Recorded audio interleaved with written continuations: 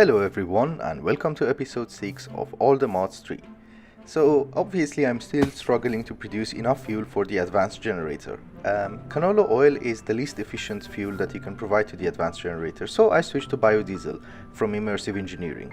Even though I'm producing enough seed oil and ethanol, the refinery can't keep up. It produces 14 millibuckets of biodiesel every few ticks, and we need 27 millibuckets constantly. So I decided that this episode I really want to solve the power issue for at least 3-4 episodes, and I'm going to make a structure there, our new power plant. I was thinking that our previous setup with Numismatic Dynamos was a success, and it's still working perfectly. So building up on that experience, I'm going to make 2 more stacks of dynamos, fully upgraded, and if I'm correct, it should be making us 107,000 RF per tick. And yes, I know that I can use a solar panel from Environmental Tech, which I think a tier 4 controller will generate the same amount of RF, but where's the fun in that? It's just a solar panel. I have a lot of crafting to do.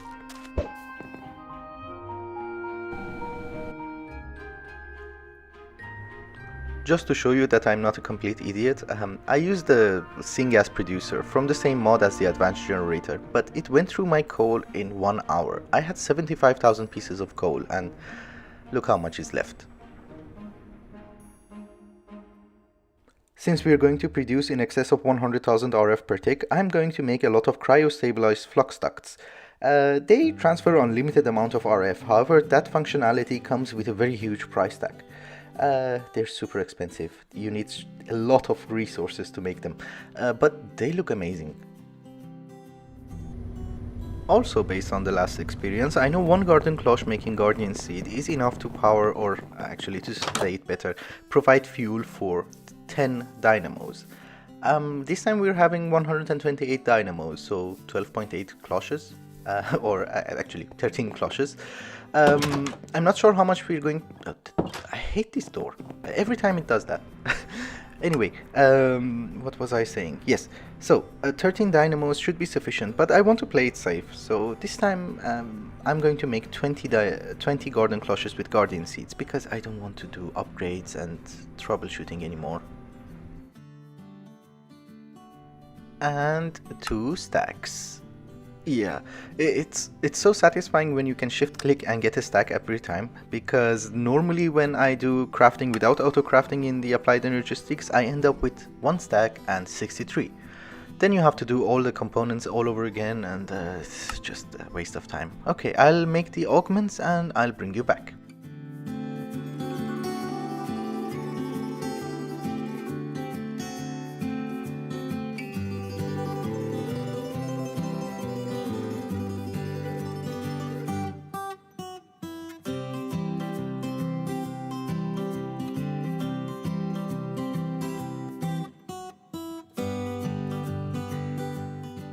Alright guys, I'm back and I prepared everything that we're going to need. This is a rough sketch. Okay, I get stuck every single time. Anyway, this is a rough sketch of what I have in mind. It's a cylinder and it has 4 sides, so we are going to have 32 dynamos on each side. I'm imagining I will put the garden cloches in the basement somewhere, an induction matrix as a power bank from Mekanism in the middle to keep the power, save the power. I'm using a builder from RF Tools, and I imagine most people use it for mining as a quarry, and not just for making a cylinder. So the recipe was super expensive. I had to make a vertical miner for it, and it wasn't fun. Alright, let's see if you work. Bloop. Do you work? Do you lag? Do you work? Oh, you work. Okay, cool. Don't mind the cobblestone bricks, because I just want to have a rough shape of how the structure will look like, and then I will switch the blocks. I first want to make it functional and use the power, because I really need more RF, and then we can work on the beautification. And it didn't use that much cobblestone. I was expecting much more. How do I get out? Now, every single time I do that, we need blocks.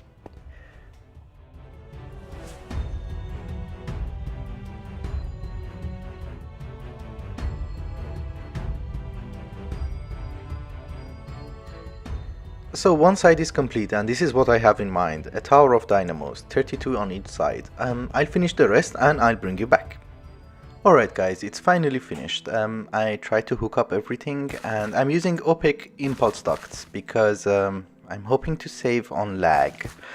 Everything goes into this flux duct and this flux duct goes here, which will be the input to our induction matrix, which I'm going to put here. It will probably be a 7x7x7 cube. I'll show you how to set it up later on. And anyway, all the essences will go into this cache. They get converted into prismarine with this crafter, and there is another cache for saving prismarine as a buffer. Okay, let's give it a test run.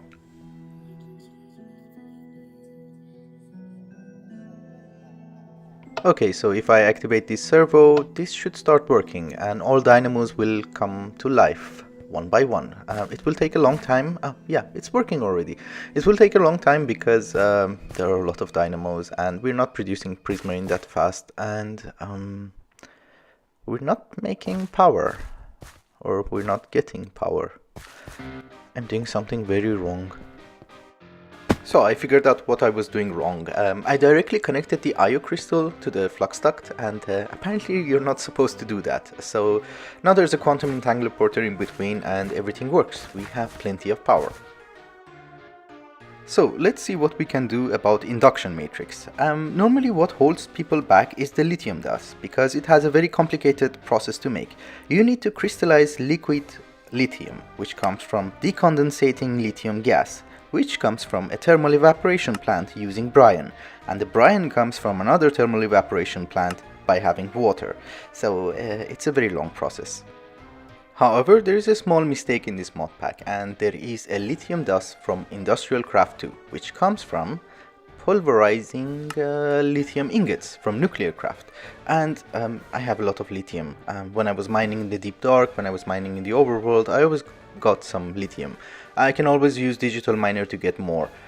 We just need to pulverize this, and we can avoid this long process of making lithium dust from Mekanism.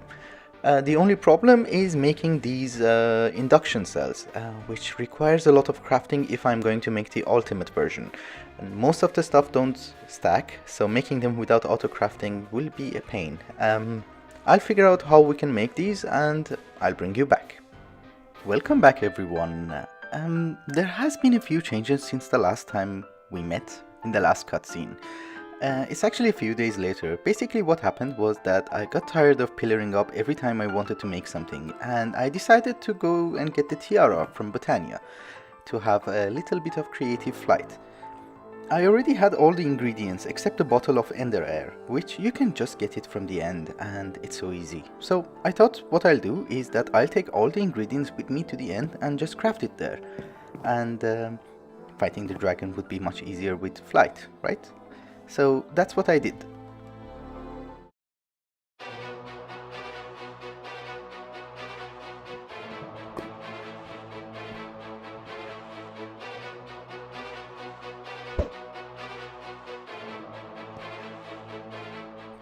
I even took a waystone so that I can travel back and forth to the end without any problem. What could go wrong?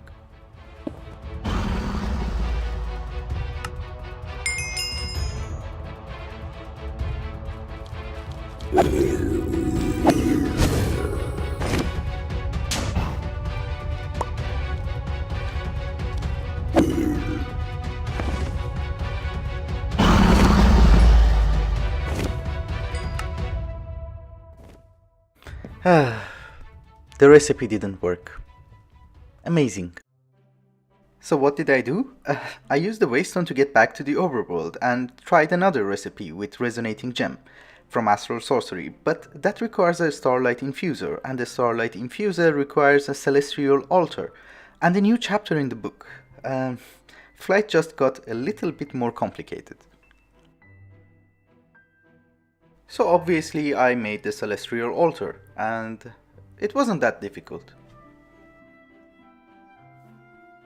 I also completed the multi-block structure for the celestial altar, so that it would work. And of course the starlight infuser itself.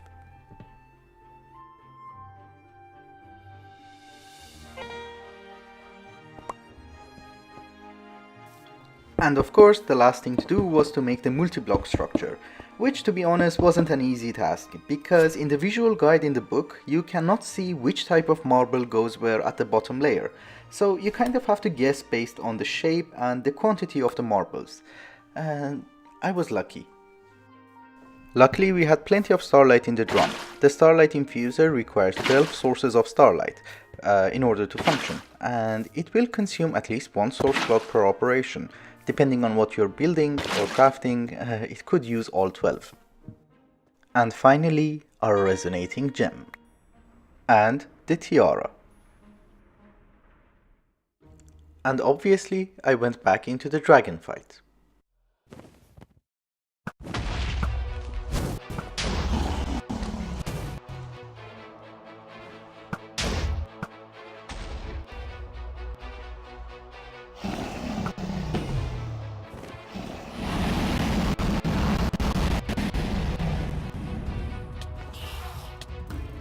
I honestly don't know who decided that adding these zombies to the end is fun. It's not. And she's dead. Yes. Let's go get our goodies. I have to do this fight one more time because I want one dragon egg for the dragon dimension dimlet and one for the extra utilities GP. I think it's called GP. The question is that how do we get the dragon egg? I don't have anything on me. Okay, blocks. And we borrow torches from here. Easy peasy. Don't fall into the thing, please. Where did you go? Okay, cool. I'll do this fight again and I'll bring you back. And she's dead again.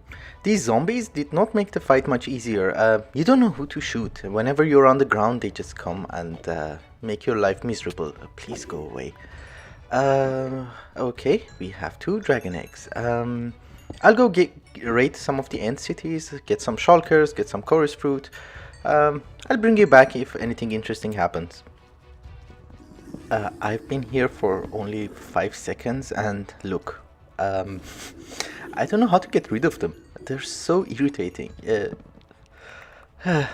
What can you do? Well, I had to fly a very long time to find this small end city. I don't know why they're so rare. There's not much we need. Maybe a shulker, we can spawn them later on in the overworld.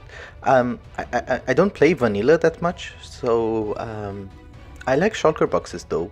They look cool. Come on. Yeah. I also have to find another one to get an elytra and a dragon head because I like collecting stuff.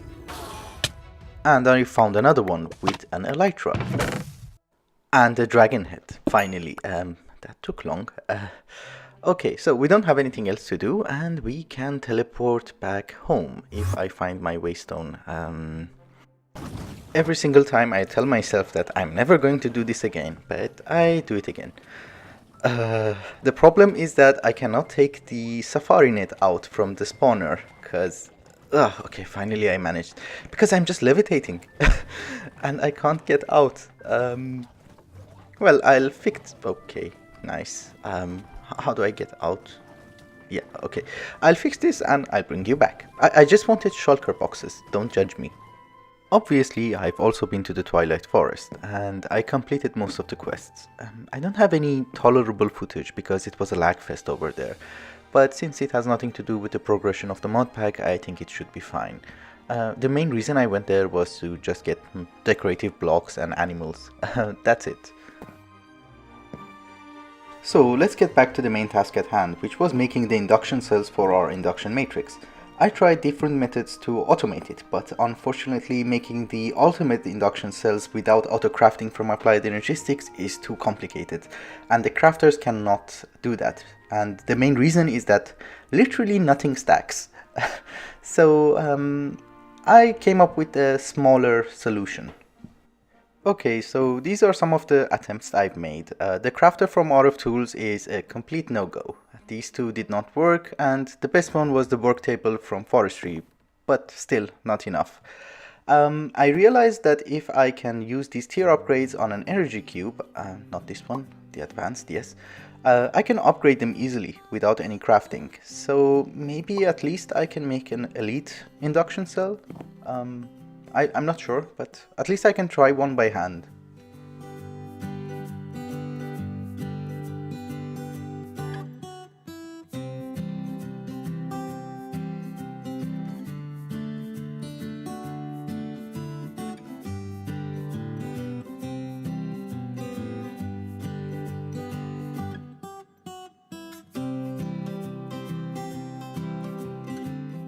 And one elite induction cell. Finally. Now I need to make the other one, the Induction Provider. Alright guys, I have everything we need, and I just wanted to demonstrate to you how this multi-block structure is made. So you first need to make some induction casings, these blocks that I'm having. And you need to make a cube. This is the smallest size that you can make, which only has 2 empty spaces inside. Let me just finish the top and I'll explain to you how it works. Okay, cool.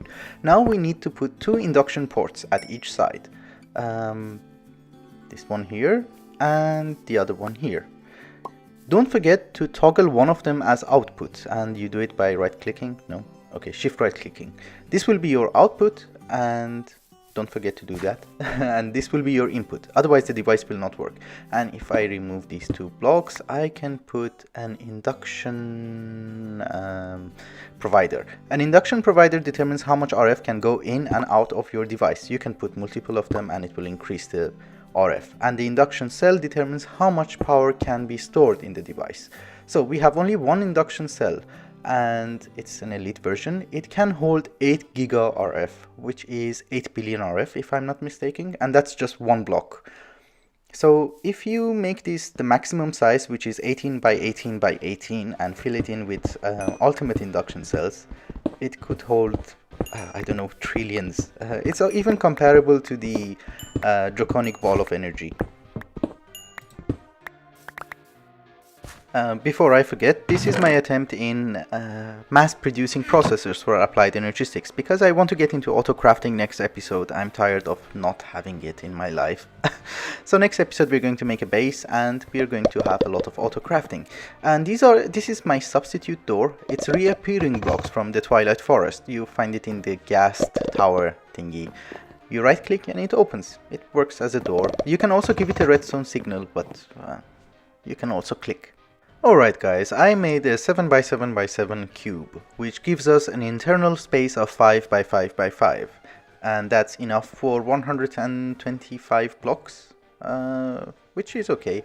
This is our main input, and I don't know why I cannot break it. Yeah, the main flux that comes from here, and I just cover it up. So, if my calculations are correct, and if I put 120 ultimate induction cells inside, this thing should be able to hold 3.8 trillion RF, and for me that's enough. I don't need more. Is this the thing? No, this is the thing. Okay. No, you can put the induction provider anywhere you want, but I just want to be able to find it easily, so I put it there. And you can leave the rest of the place empty, and air blocks are acceptable. Let's see how much RF does this thing hold. It should be 9 something. Yeah. Okay. Yeah, it holds 9 billion RF, which is okay. And let's see how much RF this can accept. So with one induction provider, it can accept 64,000 RF, which is not enough because we are right now producing maybe 130,000 RF. So I need to add one more at least. Anyway, this will give you a particle effect when it's complete. My particles are off, so it doesn't show you. And don't forget to set this one to output. There is actually a Reddit post that the induction matrix is not working, and that's the only problem, because you need to set one of them as output. So I'll just configure the rest of our power system, and I'll bring you back. Alright guys, I made another advanced induction provider, and this should double the input and output. So let's go and check it. Yeah, it is inputting 128,000 RF. We are not producing 128,000 RF in this facility. We should be producing around 107,000, but that's the internal buffer of the dynamos. And you can see that it's already dropping because, yeah, most of the dynamos are probably empty. I have to rearrange the other dynamos that we have so that the power is sent here, but that's something that I'm going to do off camera. Okay, so I was just checking and the buffers ran out. We are producing 107,000 RF at this facility and we are using around 37,000 RF for the ore miners and the base power. That's fine. Okay, that's cool. This is done. I guess removing our advanced generator is a good wrapping up point for this episode. Next time we should set up auto crafting with applied energistics, make a new base, and of course first I have to find a new location. Anyway, thank you so much for watching and I hope you enjoyed it. Bye bye.